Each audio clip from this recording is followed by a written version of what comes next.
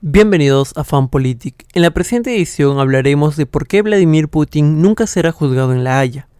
Un lunes recién en la mañana, Alfred Yekatom miró impasible a la sala del tribunal mientras un testigo describía cómo su familia sobrevivió a una noche de saqueo que supuestamente él orquestó.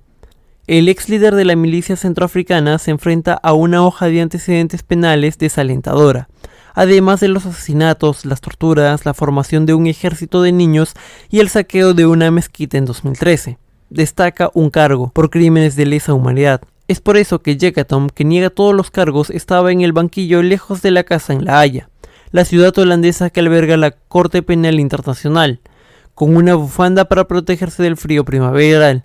Los trámites son lentos, el juicio está ahora en su tercer año. Si un trío de jueces vestidos de azul lo declara culpable, le espera una larga sentencia en prisión, donde persisten matones de la República Centroafricana. ¿Podrían seguir un presidente ruso? Vladimir Putin en La Haya se ha convertido en un grito de guerra para quienes quieren que el autor intelectual de la guerra de Ucrania enfrente una respuesta judicial acorde con la carnicería que está causando. El caso es moralmente abrumador, nacido de las atrocidades cometidas por las tropas rusas, el bombardeo de civiles y el acto mismo de invadir a un vecino. Todo esto seguramente merece castigo. Volodymyr Zelensky, el presidente de Ucrania, ha hecho del enjuiciamiento de los principales líderes rusos uno de los 10 puntos para asegurar la paz. Annalena Baerbock, la ministra de Relaciones Exteriores de Alemania, se encuentra entre quienes exigen que Putin enfrente la justicia. Investigadores extranjeros están en Ucrania conservando pruebas para un futuro juicio. Ahora, la realidad obvia, Putin no se encontrará pronto en el banquillo de los acusados de la Corte Penal Internacional. La justicia penal internacional, limitada que existe actualmente, simplemente no se aplica a los líderes de los países con armas nucleares. Sin embargo, todavía hay posibilidad de que se procesen algunos delitos rusos. La inmunidad efectiva de Putin es un resultado de la fragilidad del sistema judicial internacional, mientras que la justicia dentro de los países tiene estatutos claros y tribunales establecidos.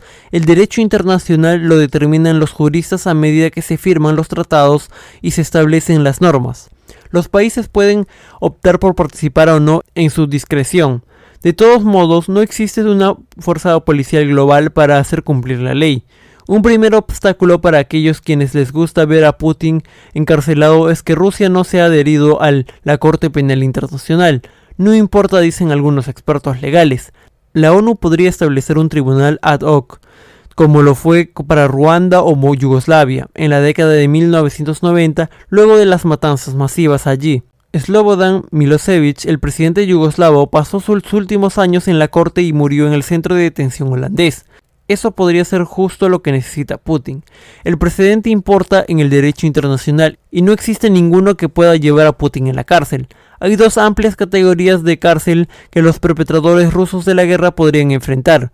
Uno incluye crímenes de guerra y crímenes contra la humanidad. Cuando los civiles son atacados durante un conflicto, por ejemplo, o las tropas violan y saquean, los soldados que cometen estos desmanes podrían ser juzgados, como lo han sido algunos rusos en Ucrania. En teoría, sus comandantes o amo político también pueden rendir cuenta en última instancia. En la práctica, casi nunca se puede probar que ordenaron tal comportamiento. Por esa razón, Ucrania y sus aliados hablan de una segunda categoría de cargos, el crimen de agresión.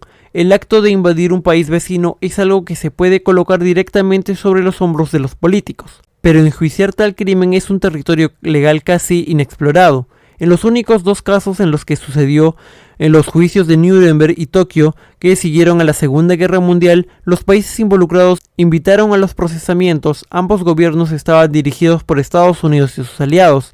A menos que Rusia sea invadida o que Putin sea derrocado, eso no sucederá. Los tribunales de Ruanda y la ex Yugoslavia no ofrecen más esperanza. Ambos fueron establecidos por el Consejo de Seguridad de la ONU, que respaldó otros tribunales similares en lugares como Sierra Leona. Dado que Rusia ejerce un veto allí, es improbable que se repita. Algunos expertos legales piensan que la Asamblea General de la ONU, donde cada país tiene un voto y no veto, podría llamar a tal tribunal en su lugar, pero esta solución empujaría al derecho internacional más allá de sus límites actuales, y ganar esa votación no está garantizado. Muchos países, incluidos Estados Unidos, no están dispuestos a dar más poder a los tribunales internacionales. Quedan dos opciones, ninguna de ellas satisfactorias. Una de ellas es enjuiciar a los rusos a través del sistema legal ucraniano, tal vez en un tribunal respaldado por extranjeros y con jueces internacionales. Esto carecería del valor simbólico de un juicio en La Haya. Los rusos humildes serían procesados, en lo que parecería una justicia retributiva. La otra sería permitir que la Corte Penal Internacional enjuicie los crímenes de guerra y los crímenes de lesa humanidad rusos, pero no el crimen de agresión, que está fuera de la competencia actual en el caso de Rusia. Pero eso basta con que Ucrania reconozca que la autoridad del Tribunal de La Haya, que ha iniciado así una investigación sobre las acciones de Rusia, pero pocos creen que pueda construir un caso contra Putin. En cualquier caso, por lo general no juzgan a los sospechosos en ausencia. El plan preferido de Ucrania es la creación de un tribunal ad hoc en La Haya, separado de la Corte Penal Internacional y capaz de enjuiciar al crimen de agresión, y por tanto atacar al Kremlin. Eso también es irreal, pero aún podría desacreditar a la Corte Penal Internacional en su incipiente búsqueda por enjuiciar tales agresiones transfronterizas en un futuro, dice Olivier Courtin, profesor de Derecho Internacional de la Universidad Libre de Bruselas. Perseguir a los criminales de guerra en el campo de batalla en la Corte Penal Internacional, aunque evitaría el gran premio de atrapar a Putin, o sería un mero símbolo. Cualquiera que pueda temer el enjuiciamiento de la Corte Penal Internacional, ya sean generales y tipos del grupo Wagner, dudarán en abandonar Rusia, por temor a ser entregados a La Haya. Eso sería una especie de castigo. Conformarse con tal enfoque no significa necesariamente defraudar a Ucrania, porque si la comunidad internacional no puede enjuiciar el crimen de agresión de Putin, debe redoblar sus esfuerzos para asegurarse de que ese crimen no pague, dándole a Zelensky las armas o el dinero que necesita para derrotar a las fuerzas invasoras. Y bien, eso es todo por el capítulo de hoy. Si les gustó este contenido, no duden en dejar un like, suscribirse y también dejar un comentario. Nos vemos hasta la próxima.